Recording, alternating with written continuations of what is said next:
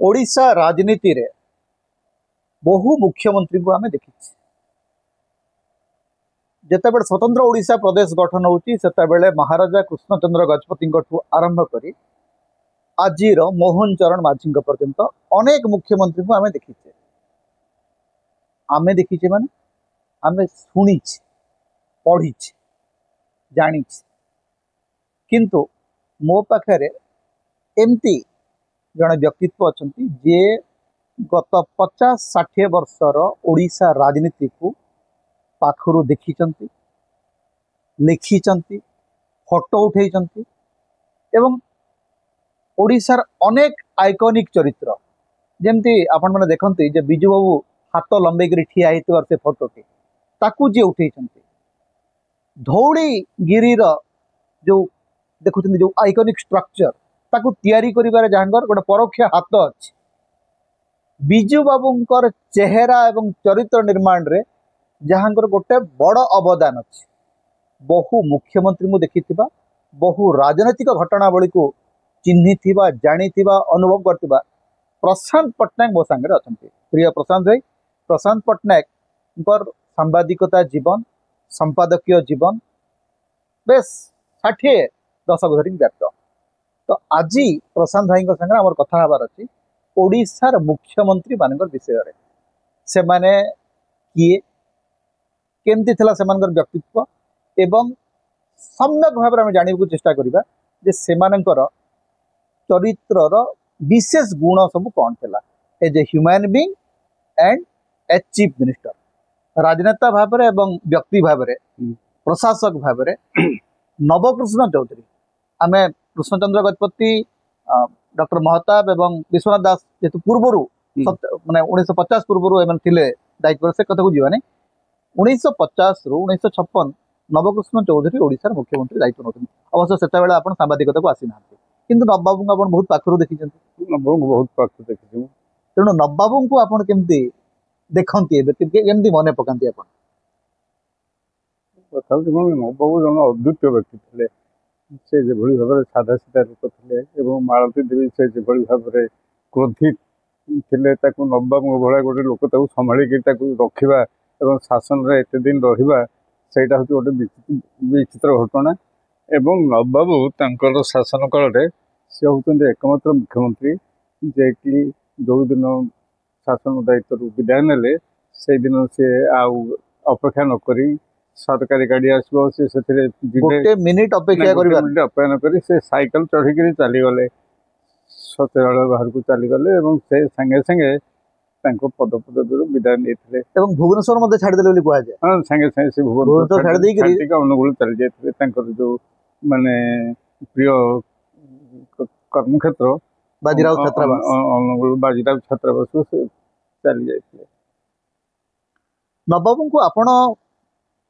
emergency समय देखी हे तो जितेबाला नवबाबू मुख्यमंत्री थे से बहुत सान पिला थे किंतु पूर्वतन मुख्यमंत्री भाया के लगती नवबाबू नवबाबू को मुझे देखी आम परिवार सहित जो संपर्कटा मुझे देखी से नवबाबू के जड़े मुख्यमंत्री बोली विचार करनी नवबाबू जड़े होती सादा सीधा कृषक श्रमिक परिवार लोक माने सामान्यतम औद्धत्य माने शासनगत औद्धत्य बा चारित्रिक ये माने हाँ मु मुख्यमंत्री जो स्वाभिमान युवा के नाला से गोटे साधारण लोकटे भाया से सब धोतीटे पिंधुले दाढ़ीटी रखी से सब कथबार्ता अत्यंत परिमार्जित थे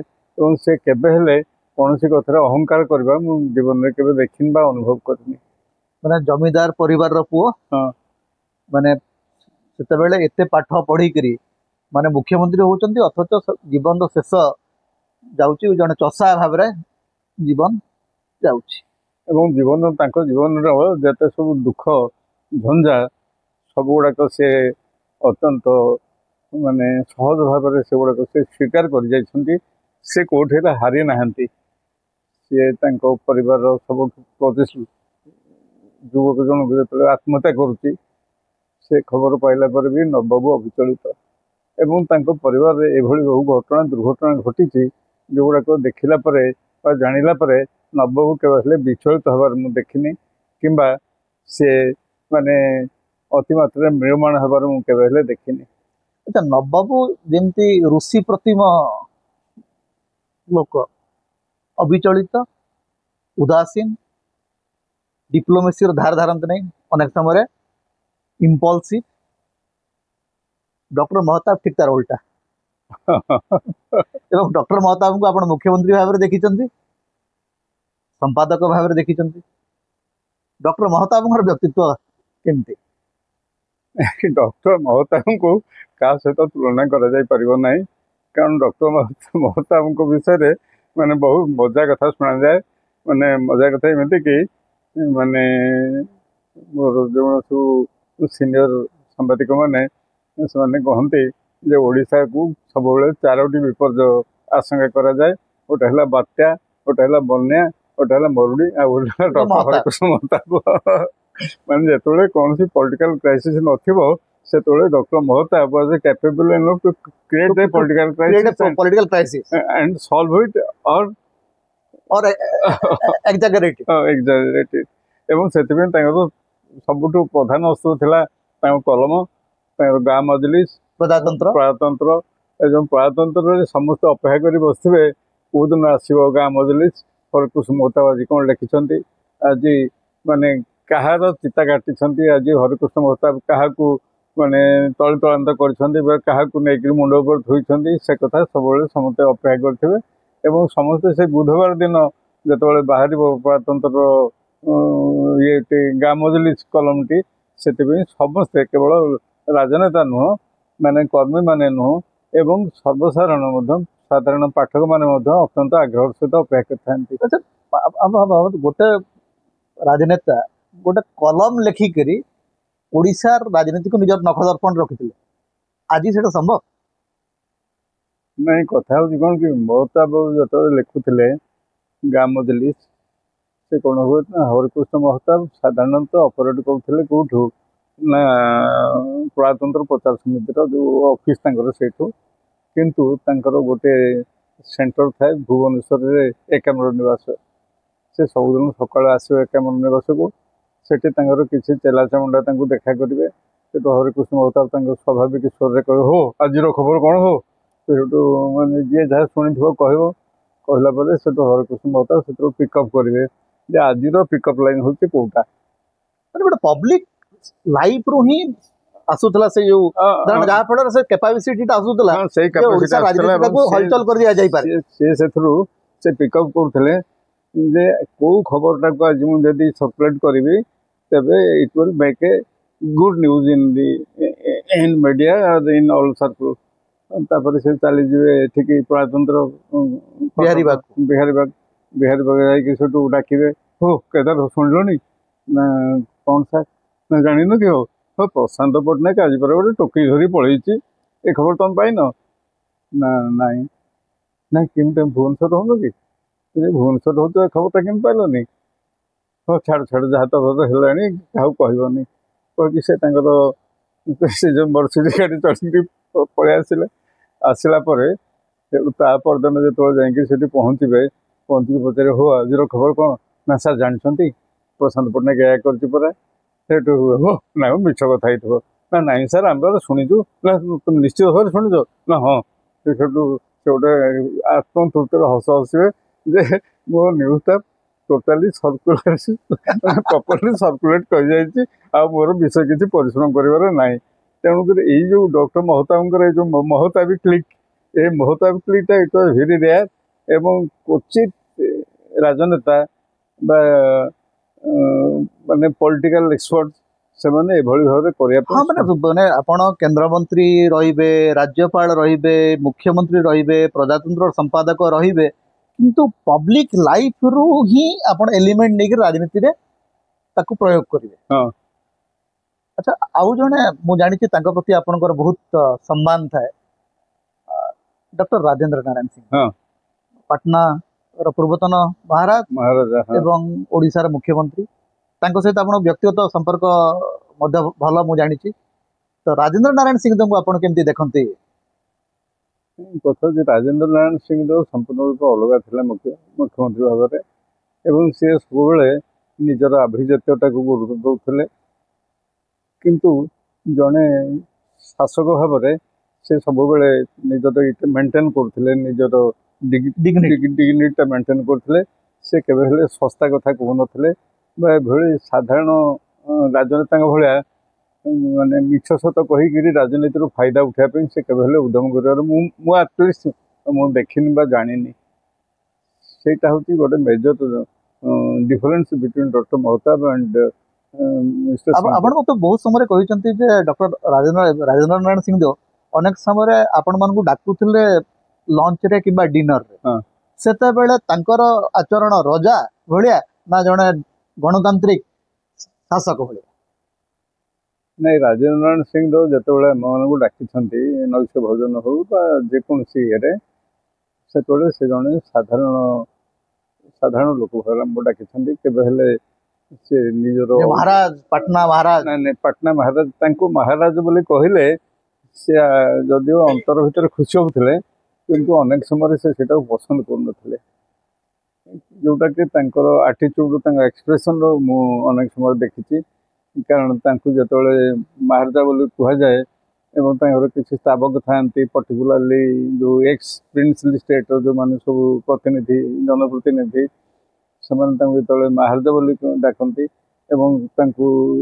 ଟିକେ ତୈଳ ମାରିବା ପାଇଁ ଉଦ୍ୟମ କରନ୍ତି ସେତେବେଳେ ଶ୍ରୀ ସିଂହ ମାନେ ତାଙ୍କ ମୁଖମଣ୍ଡଳରେ ତାର ବିରକ୍ତି ଭାବ ପରିଲକ୍ଷିତ ହେଉଥିଲା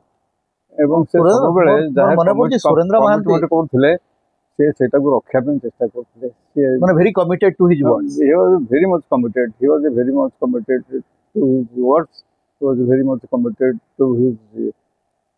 the people ଏବଂ ସେ ଯାହା କହୁଥିଲେ ସେଟାକୁ କରିବାକୁ ଚେଷ୍ଟା କରୁଥିଲେ ସୁରେନ୍ଦ୍ର ମହାନ୍ତି ତାଙ୍କର ଆତ୍ମଜୀବନରେ ଗୋଟେ ବଢିଆ କଥା ଲିଖିଛନ୍ତି ରାଜେନ୍ଦ୍ର ନାରାୟଣ ସିଂହଙ୍କ ଉପରେ ସେ କହୁଛନ୍ତି ମୁଁ କଂଗ୍ରେସର ବହୁତ ନେତାଙ୍କୁ ଦେଖିଛି କିନ୍ତୁ ରାଜ ପରିବାରରୁ ଆସିକରି ସାମନ୍ତବାଦୀ ପରିବାରରୁ ଆସିକରି ଯଦି ଜଣେ ବଡ ଡେମୋକ୍ରାଟ କିଏ